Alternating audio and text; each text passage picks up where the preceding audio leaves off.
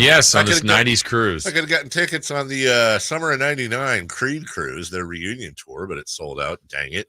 Otherwise, I would ask Dave Ritchie to join me on that from CBS Sports for all your fantasy football needs. Missed you last week. Good morning, David.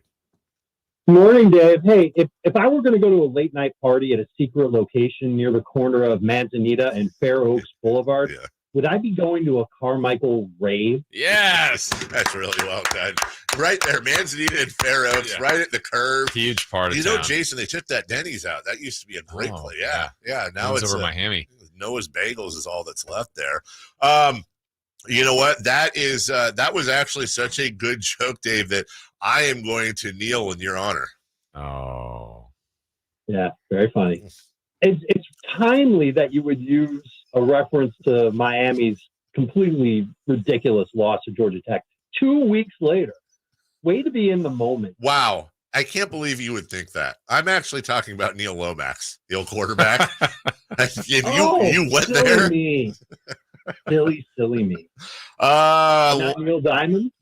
Nice. Look, dude. I here's why I wouldn't even really mess with you about the Miami kneeling thing, because all you ever have to do is come back to me with wide right, which now has added value because Nick Moody pushed that kick. You think when Nick Moody pushed Jake Moody, whoever the hell, maybe I am Al Michaels.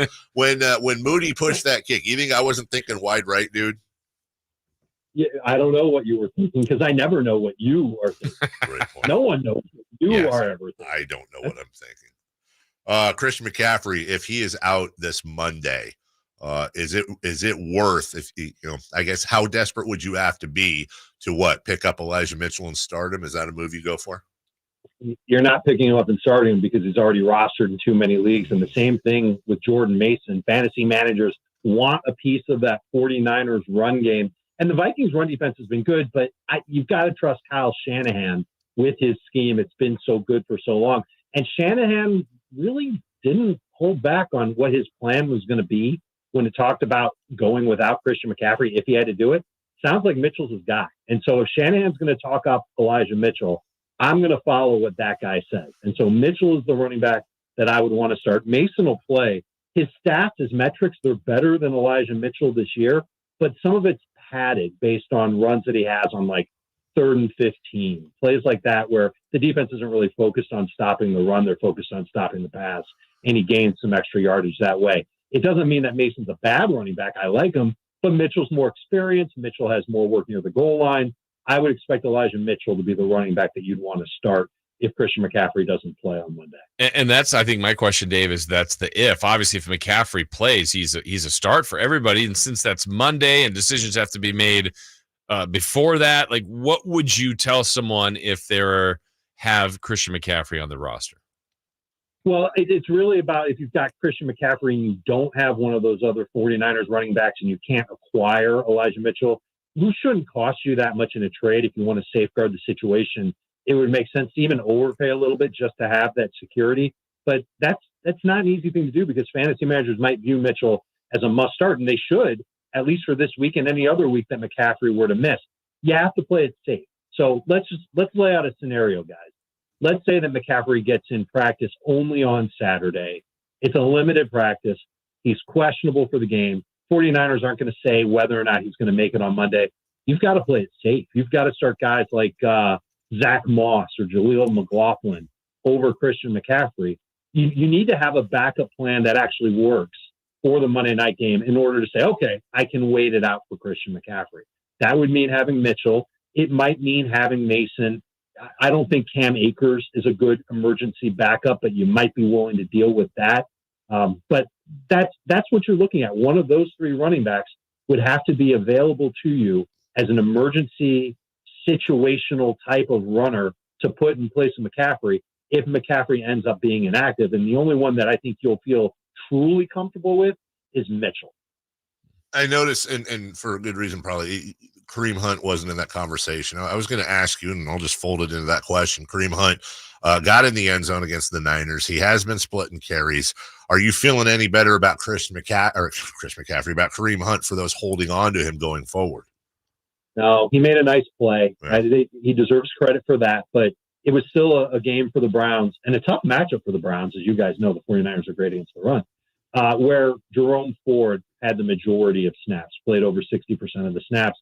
That's been where he's been living the last few weeks. Plus, Ford does a lot in the passing game.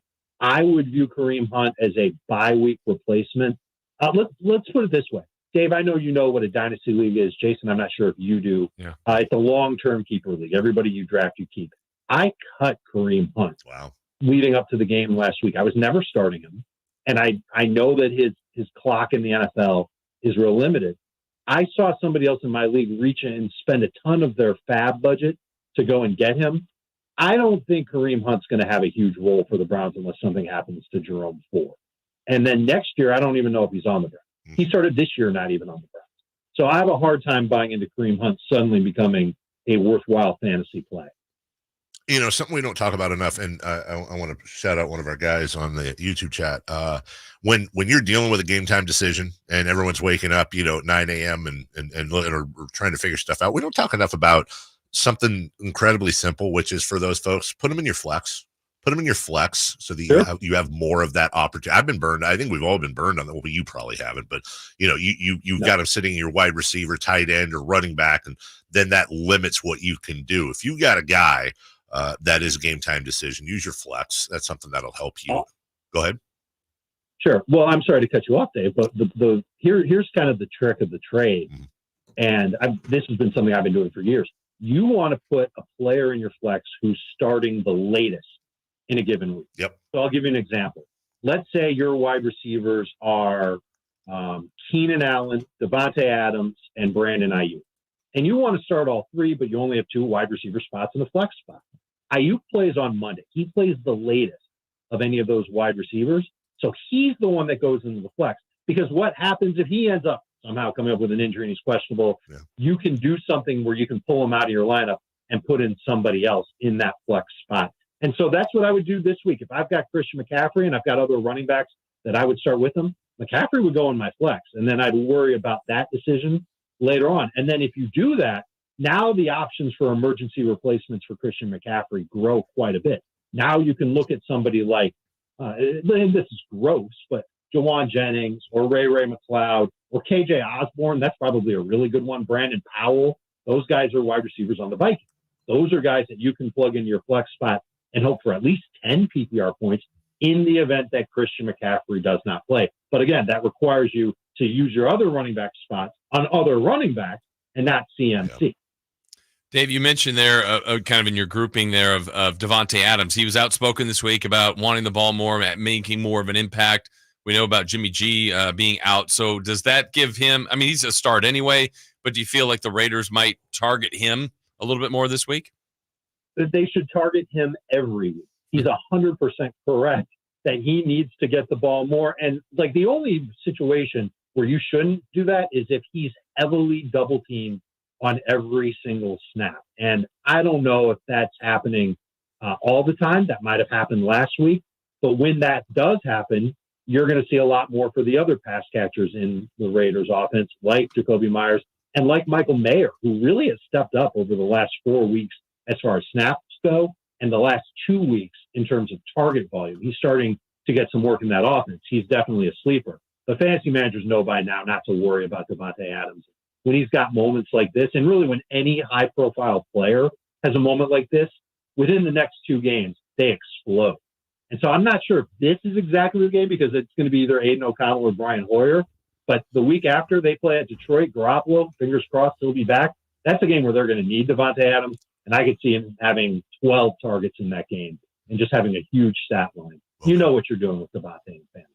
All right. Write that down, everybody. Good advice from Dave Richard. Pick up somebody to back up Davante Adams, because if he does explode, that's at least a couple weeks on the IR. I'm going to say. Right. At least. I was using the term explode figuratively. I don't want anybody to explode literally. If people want their fantasy scoring to explode by taking your advice, where can they hear, see, feel, and touch you this weekend? Yeah, hopefully I don't put a bomb in your lineup. CBSSports.com is where all my content appears. We do a podcast early in the morning for you guys on YouTube. It's already up. You can watch it right now. Go to youtube.com Search for fantasy football today, like and subscribe, and you'll get some great fantasy advice that'll help you do better in your fantasy league. So if you're sitting at 2-4, 1-5, you're looking to get some wins, we've got some names to help you out that you might find on the waiver wire, and we've got start-sit decisions that'll help you out as well. The best in the business, David Richards, CBS Sports. Check him out. Thank you, sir. We'll talk to you next week. Good luck in all your leagues. And back at both of you guys. Thank you very much. All right. Thank you. Take care. That is Dave Richard as we drive towards the middle of the season, dealing with buys, getting ready for playoff positioning, all that fun stuff. And while you're driving, why